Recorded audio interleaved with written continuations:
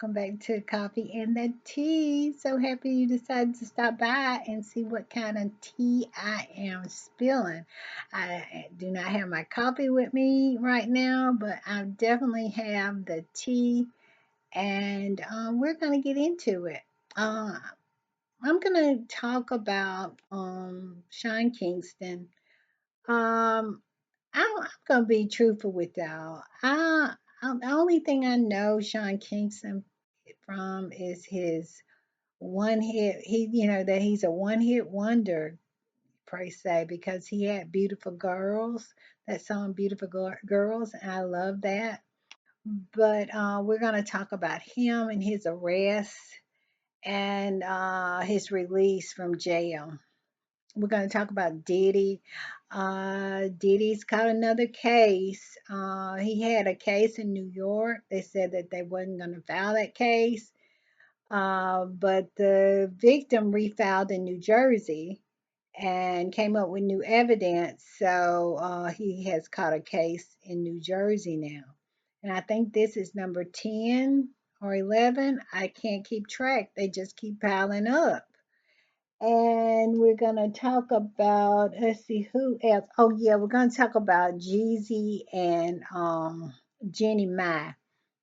I know this has been a little, yeah, this is not news, brand new news, but at the time this, some of this was going down, I was not on my channel, so I just want to, stick my toe in that a little bit and talk about that and Jeannie, cause my feelings have changed on it. My feelings gonna change on it, and then we're also gonna do stupid people doing stupid stuff, and I have a good one on that one. This stupid person, this guy killed his mother and his two sisters, and they were found on Mother's Day. So we're going to get into that too, with his stupidness.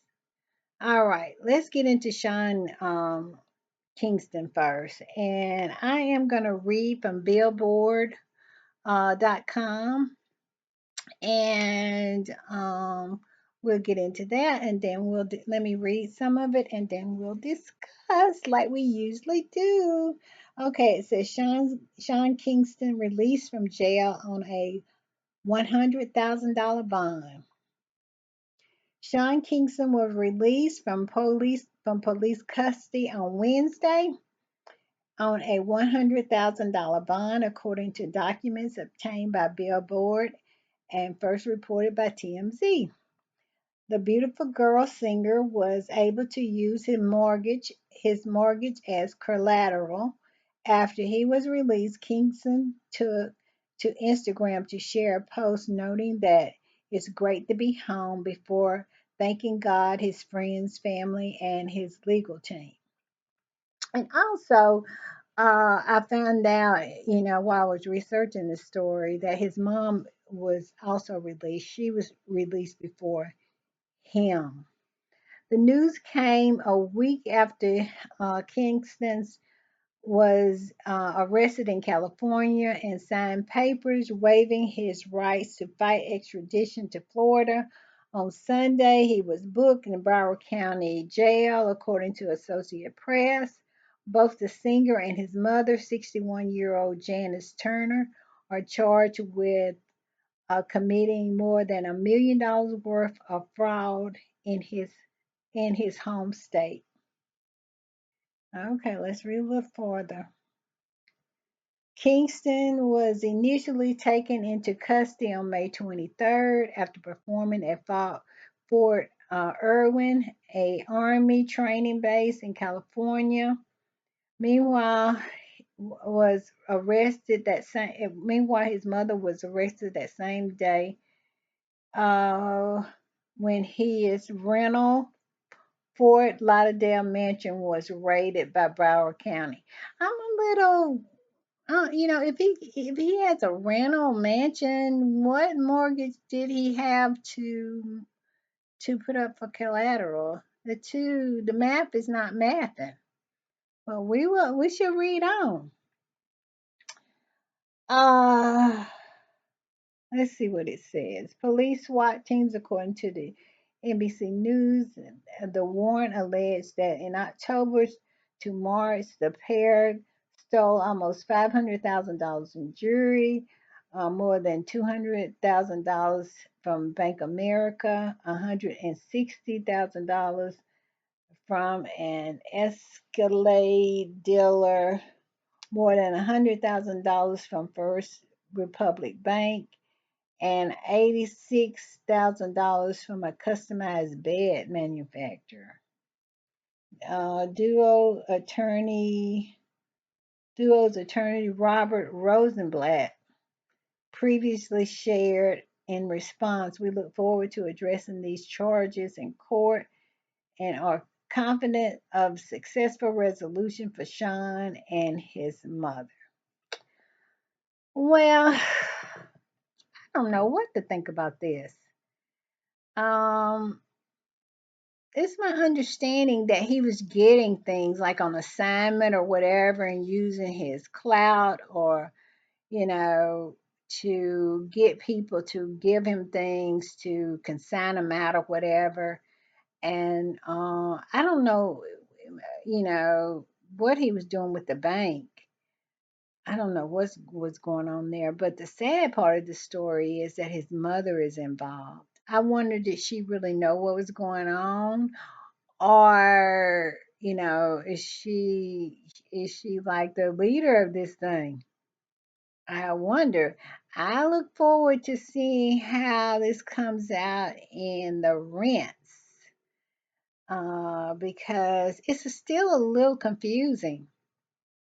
I mean, I can't really get a lot of information on exactly what they were doing when I know they said they had got a whole lot of um, music equipment and different stuff like that. And maybe they put it on their credit cards and stuff like that and then reported it stolen or something, or saying that they didn't receive it, or, you know, they could have did that with the bank. You know, they could have put it on the bank and then said that they filed a fraud claim against it. It sounds like something like that going on.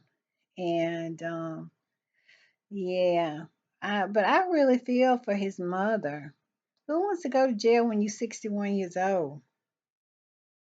Mm, okay. But tell me what you think in the comments. Am I missing something? It's just really, really confusing to me. And if you know exactly what went on, leave a comment and let me know. Because I can't say I do.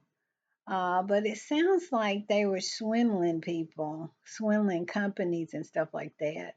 You know, saying that receiving goods and then pretending like they didn't get them or something, or taking stuff on assignment and not returning them or something like that. But he's out of jail and they feel like they can clear it up. All I can say was, okay. Okay, we shall see. We shall see. Okay, our next story is going to be about Diddy. Let me find my information here. That Diddy has caught another case. I swear, Polo Diddy. Well, I don't know if I feel sorry for him because Diddy, Diddy has been doing some stuff for a long, long time, and a lot of the stuff that he's been doing is just catching up with him. You know, just like Cat Williams said, you know, it's just a revealing. It's a revealing. He has been doing some stuff for a long, long time. And he's just basically getting his comeuppance. And we can't feel sorry for him. We need to feel sorry for the victims in this whole thing. Now, some of them open themselves up to it or whatnot, but it's just a really sad situation. Okay, I'm gonna read and then we'll discuss. Okay, it said according to all hip hop, the case stemming from allegations that he, ordered a 16-year-old girl in 1990 has now added a new development, with the trial being expected to be moved from New York to New Jersey. The relocation is directly connected to the woman acquiring new evidence and details in a letter sent to the judge. They said that there's other people involved in it. Um, I forgot that guy that used to sing with Teddy Riley. Um, So I think his name is Aaron something, but he's involved in it. And they was just out in the streets wilding and just not playing by the rules and just treating, I mean, people like, especially women.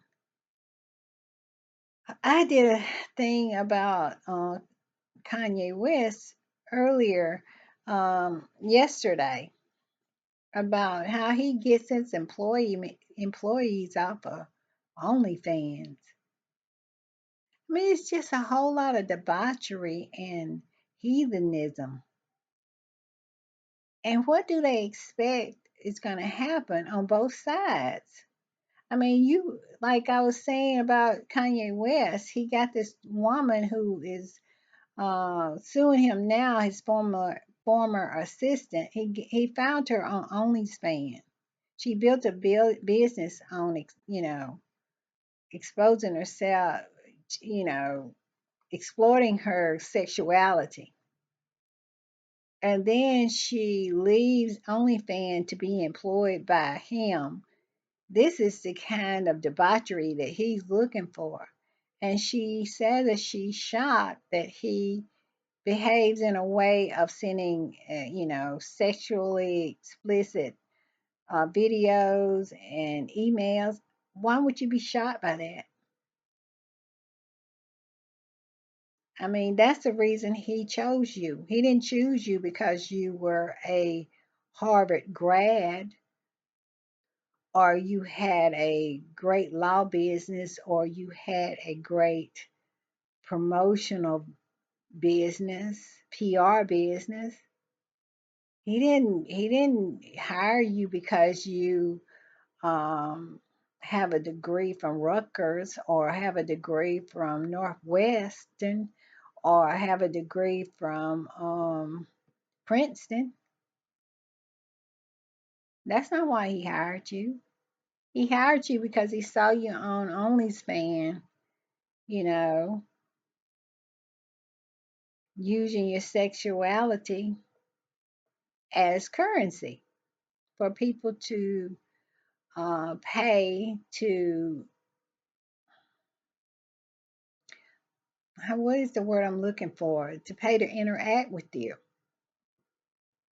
So, I'm just, it can go both ways here. But this particular one, they saying this girl was 16 years old. What's going on there? At that time, Puffy was probably in the 90s. He was probably in his 20s, but still. Come on now.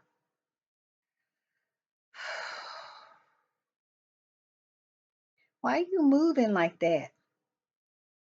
They really moved in a grimy way. And now the chickens are coming home to roost. And I don't see Puffy getting out of this without getting the handcuff bracelets. I don't see how he gets out of it without them changing his name to eight inmate number 7854871. I don't see how he get past that because he has a lot of sins to you know to be held accountable for, and it stems way back from to the 90s. And I know people will say, well, she was 16 in the 90s, she's a grown woman now, why she's not over it.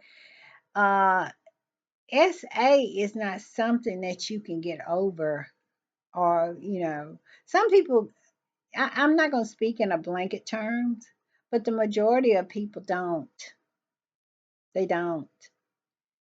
Um, it's like grief. You just kind of learn to live with it. And it's very unfair to tell a woman who was essayed in the 90s, who is still feeling the repercussions of that assault on their life today, to get over it. So, and and you can't live your life uh, going through life just hurting people. And it seems like, and I don't know, but from what we see, that's a lot of what Puffy was doing. But he also hired a lot of sex workers. So, but sex workers know what they're in for. But this was a 16-year-old. So, how can you say a 16-year-old knows what they're in for? So, we're just going to have to watch that new case. Like I said, this is number 10 or 11. I can't keep up. I wonder if he can. I wonder if he can. And it must be really, really overwhelming for him to have gone through life from his 20s until now that he's in his 50s, doing all of these shenanigans and getting away with them, getting away with it. And now all of a sudden, it's all coming down on him. It must be really, really soul crushing for him. And if he did all this stuff, I love that for him, because you just can't go around in life hurting people. I saw that film. I saw that video of him beating Cassie. Mm, I saw that. And it was very hard to watch. And it looked like a man who was very comfortable in doing that. And she looked like a woman who was battered for a long while because she did not match his energy at all. She laid there in order to try to lessen,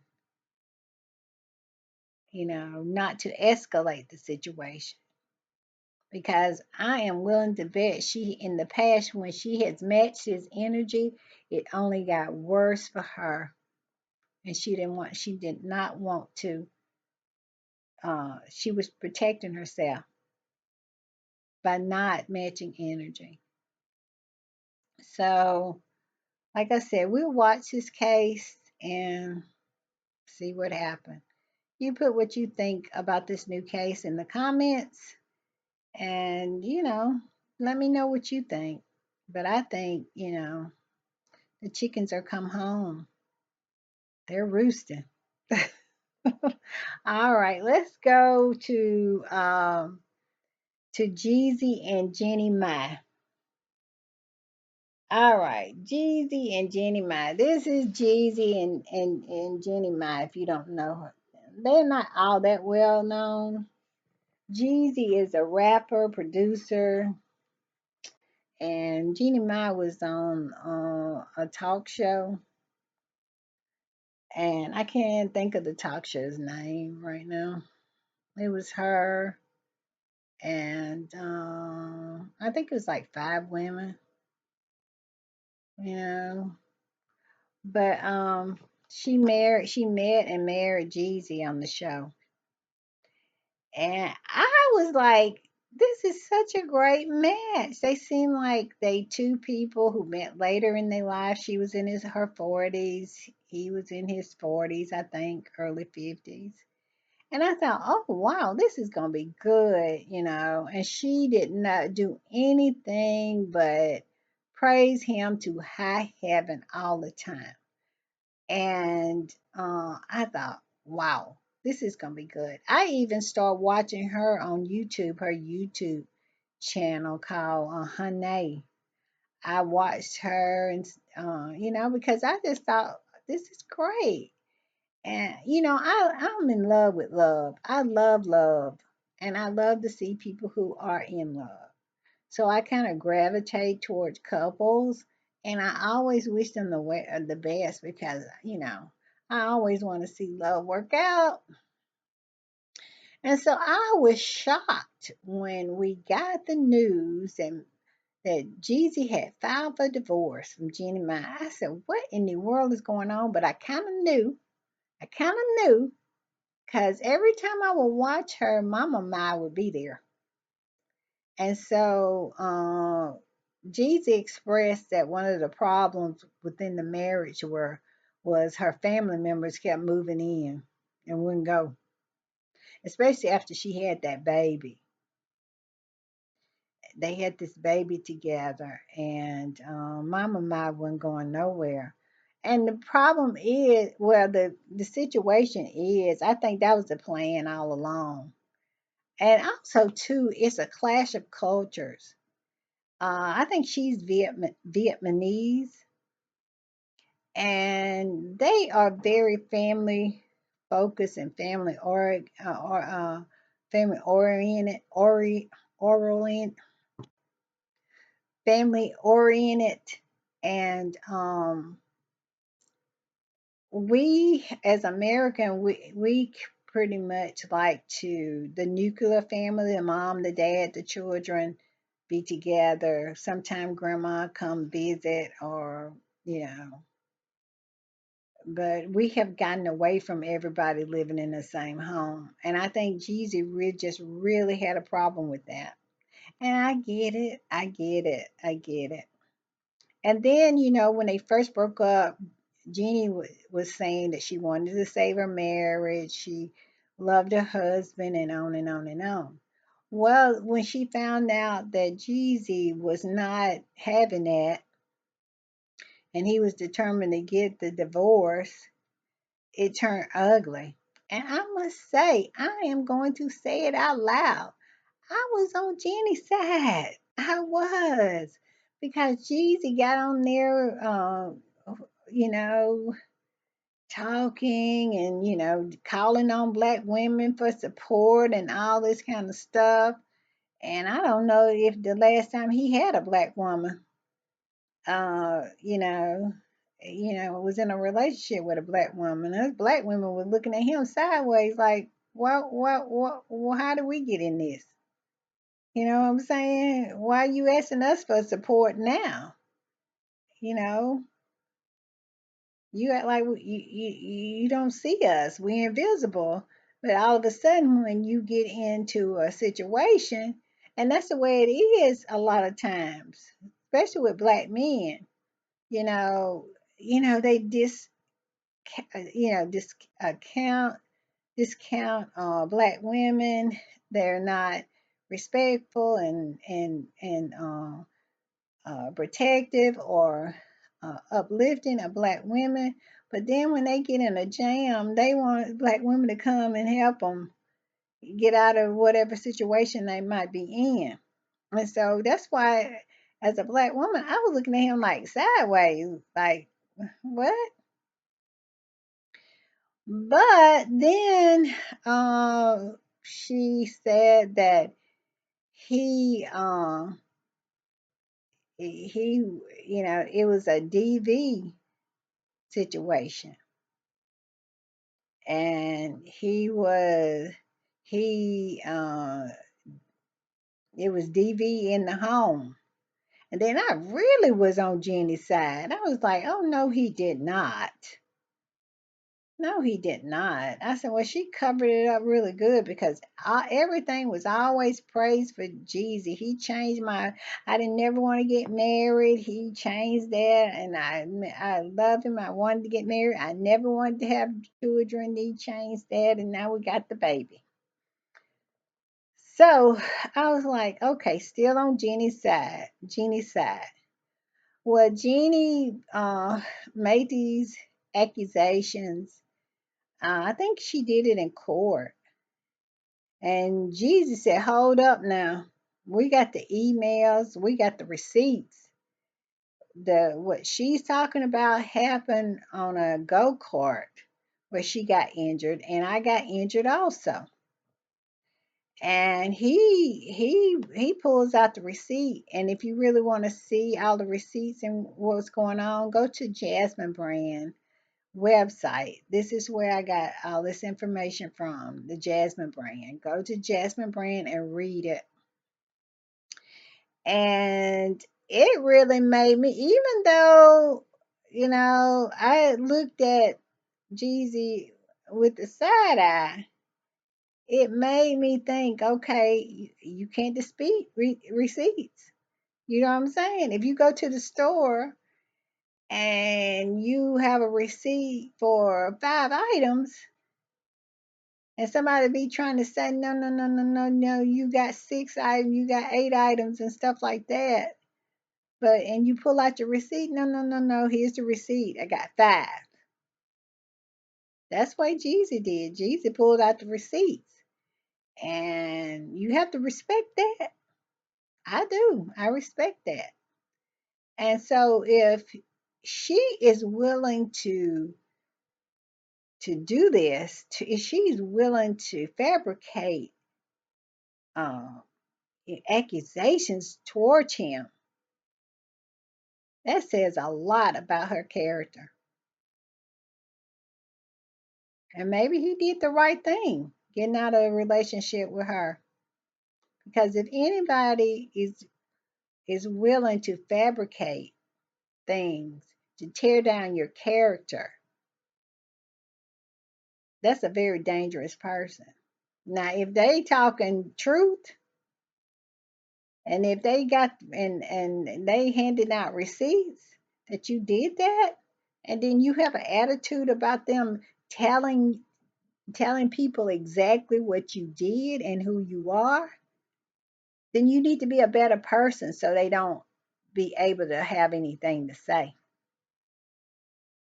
But if they are fabricating and lying on you, and you have the receipts, then you have to give that person a second look. And that's what I did with Jeezy. I gave him a second look. Because maybe being married to Jeannie Mai was more difficult than we all knew. All right then. Oh my goodness. Oh my goodness. My video is at 27 minutes, almost 28. Usually I try not to go over 30 minutes. So let me hurry up and do my stupid people do stupid things. Okay. Hold on. Okay. The stupid people do stupid things really, really quick. This is about a Mississippi man who actually kills his mother and his 2 sisters. And they are found by family members. Well, the family members called to that so that the police would do a wellness check, and they found them in the living room, all 3 of them dead. And witnesses say that they saw the son, which would be the other 2 women's brother, leaving the scene. And so it's pretty much that he killed his mother and his 2 sisters. And it seems like he has had a history of assault against family members. I think in 2006, 2006, he caught a charge, uh, a domestic V charge. And then again in 2012, he caught another assault charge. And all of this was against family members. And if I was guessing, now they didn't say who the family members were, but if I was guessing, I would say it was the sister or the mother. I'm thinking it may be the sisters, because this whole family dynamic. Well, they say he was upset about a birthday party and upset about a funeral. Maybe he wasn't included in some way. I don't know what happened, The details of it is very sketchy, but it was on Mother's Day, this past Mother's Day, that this mother and her two daughters was found in the living room of her home, and the son was on the run. And uh, this, like I say, he has a history of assaulting his family members, and his siblings are very successful. They're very educated, successful women. And I think he really had a problem with being the black sheep of the family. He had a problem with not being successful. And, in some sibling situation, they're jealous.